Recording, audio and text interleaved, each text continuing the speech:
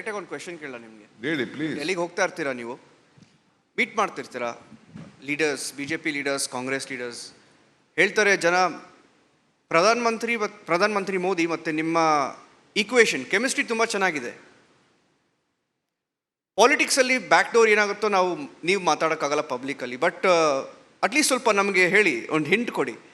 ನಿಮ್ಗೆ ಓಪನ್ ಆಗಿ ಆಫರ್ ಮಾಡಿದಾರ ಅಂದರೆ ನಮ್ಮನ್ನು ಜಾಯಿನ್ ಮಾಡಿ ಕೇಸ್ನೆಲ್ಲ ನಾವು ಹ್ಯಾಂಡಲ್ ಮಾಡ್ತೀವಿ ಅಂತ ಜನ ಮಾತಾಡ್ತಾರೆ ಇದ್ರ ಬಗ್ಗೆ.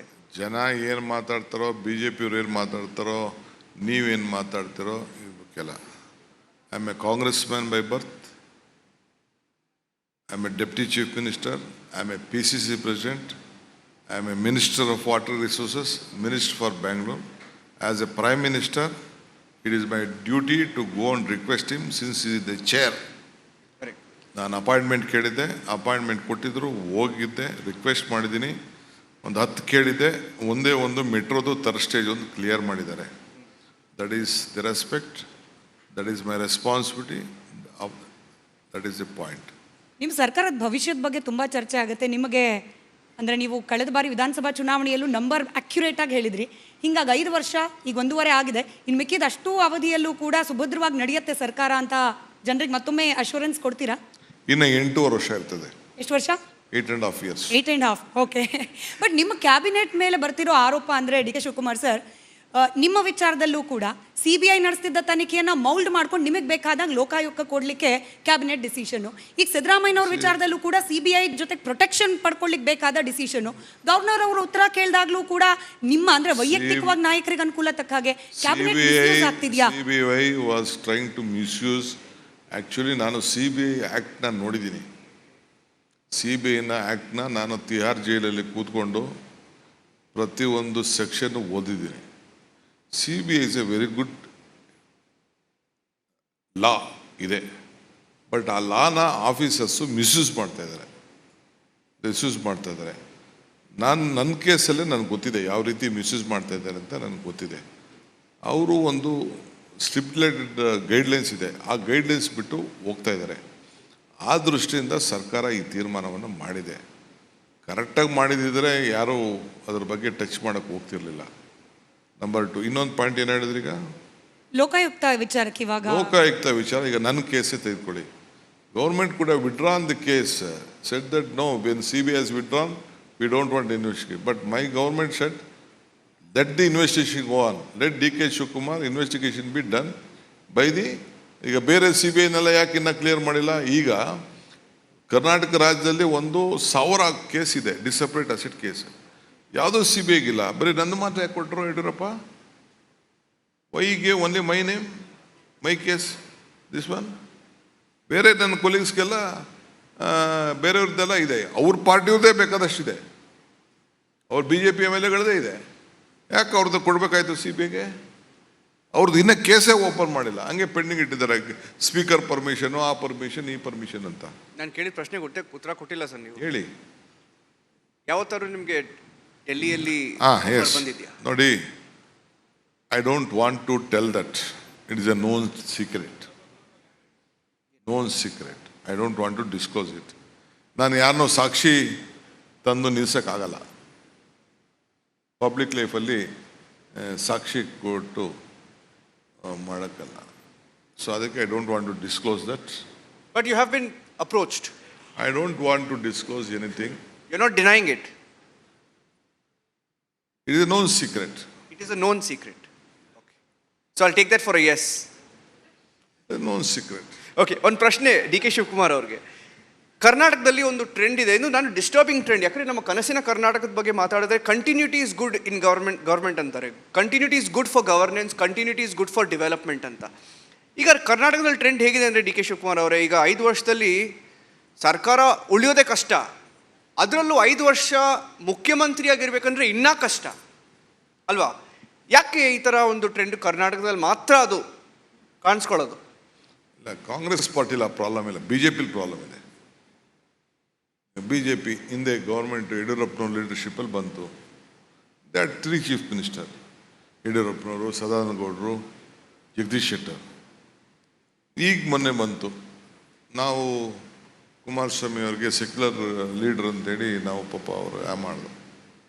ಅದಾದಮೇಲೆ ತಿರ್ಗಾ ದೆ ಕುಡ್ ನಾಟ್, ಯಡಿಯೂರಪ್ಪನವ್ರು ಆದರು, ಪಾರ್ಟಿನ ಉಳಿಸಿದ್ರು, ಬೊಮ್ಮಾಯಿ ಮಾಡಿದ್ರು, ಅಲ್ಲ ಆಯಿತು.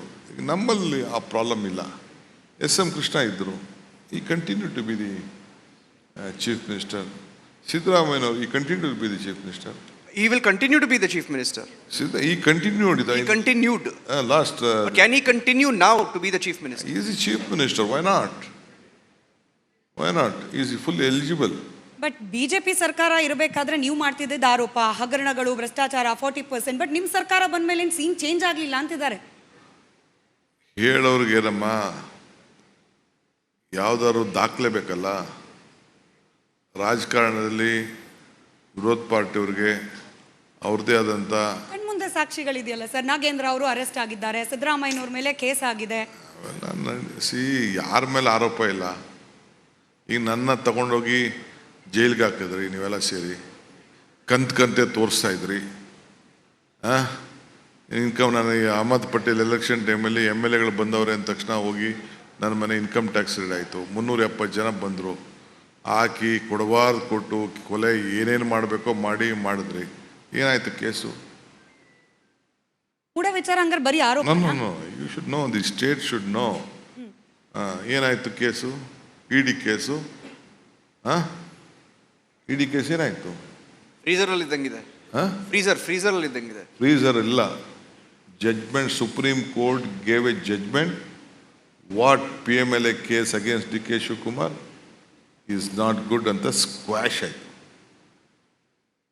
It is not in the freezer, squash ಆಯಿತು. ನಾನು ಅನುಭವಿಸಿದ ಕಷ್ಟ ಏನಾಗಬೇಕು, ನನ್ನ ಫಾಲೋವರ್ಸ್ ಅನುಭವಿಸಿದ ಕಷ್ಟ ಏನಾಗಬೇಕು, ನನ್ನ ಕುಟುಂಬದವ್ರು ಅನುಭವಿಸಿದ ಕಷ್ಟ ಏನಾಯಿತು, ನನಗೋಸ್ಕರ ಪ್ರಾರ್ಥನೆ ಮಾಡೋದಲ್ಲ ಈ ರಾಜ್ಯದ ಜನತೆ, ಅವ್ರಿಗೆ ಏನಾಗಬೇಕು? ದ್ವೇಷದ ರಾಜಕಾರಣ ಮಾಡಿ ಏನು ಮಾಡಬಾರ್ದು, ಏನು ನಾನು ಮಾಡಿಬಿಟ್ಟಿದ್ದೆ.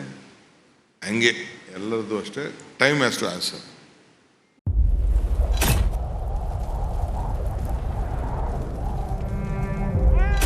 They destroyed our house and our life.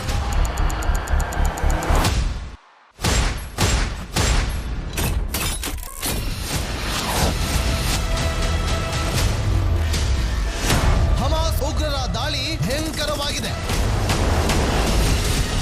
ಯಾವ ಮಾಧ್ಯಮವೂ ಇಲ್ಲಿಗೆ ಬರಲು ಧೈರ್ಯ ಮಾಡ್ತಾ ಇಲ್ಲ. ಇಂಥ ಜಾಗಕ್ಕೆ ಎಂಟ್ರಿ ಕೊಟ್ಟಿದೆ ರಿಪಬ್ಲಿಕ್ ಕನ್ನಡ. ಯುದ್ಧ ಭೂಮಿಯಿಂದ ರಿಪಬ್ಲಿಕ್ ಕನ್ನಡ ನೈಜ ವರದಿ. ಬುಲೆಟ್ ಸಾಗಿರುವಂತಹ ದೃಶ್ಯಾವಳಿಯನ್ನ ನಿಮ್ಗೆ ತೋರಿಸ್ತಾ ಇದೀನಿ. ನಾನು ನಿಂತಿರುವಂತದ್ದು ಗಾಜಾ ಪಟ್ಟಿಯಲ್ಲಿ.